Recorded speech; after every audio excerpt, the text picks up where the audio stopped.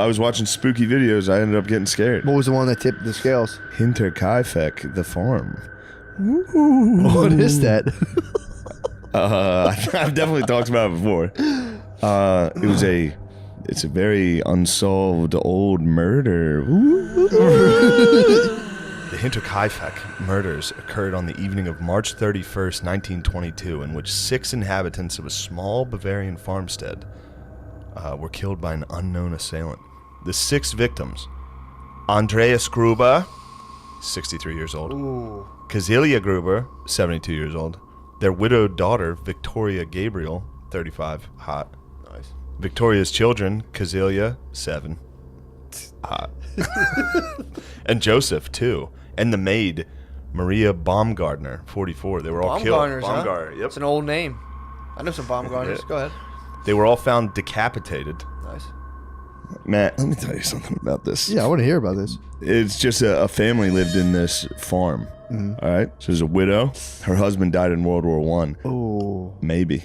What? All right, maybe. That's one theory. But on record, he died in World War I. He's not there. He's a German. She had 2 children with him, I think, and then a newborn that was allegedly with her father. They were accused of incest. So there's a 2-year-old baby that now the girl and her 3 kids live with their parents. And one very happy father. And a very loving 67-year-old father that's little Joe Biden kicking around. Really? No serious guys are 30.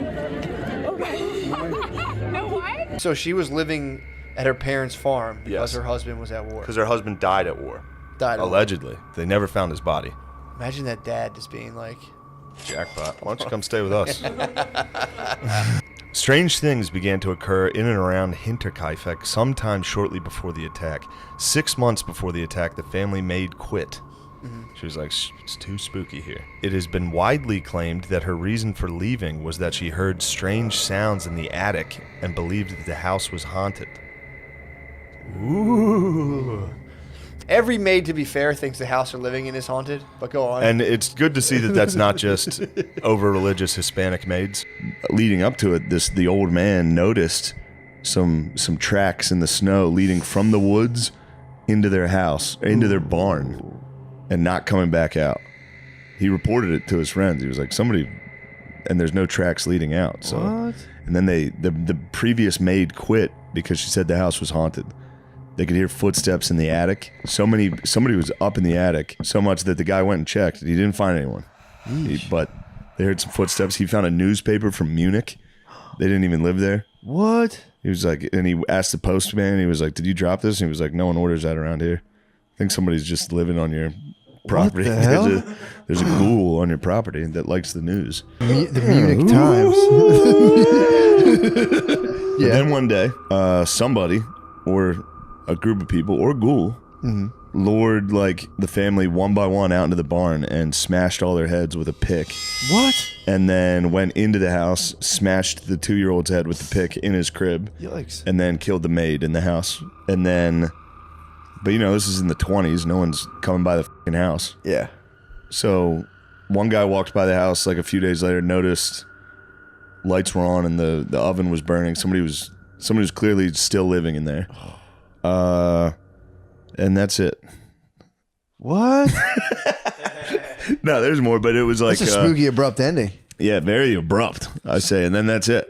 What? But no they one found a lot of investigated? spooky stuff. The investigators noticed somebody fed the animals for like 3 days, and like it's gotta be that huzz. It's gotta be that huzz, dude. He came back and saw that boy and said. Then after World War II, some German soldiers reported that one of the Soviet guys in their prison camp, one of the guards claimed he was that guy and that he did it. What? That it was the father that allegedly died in World War I.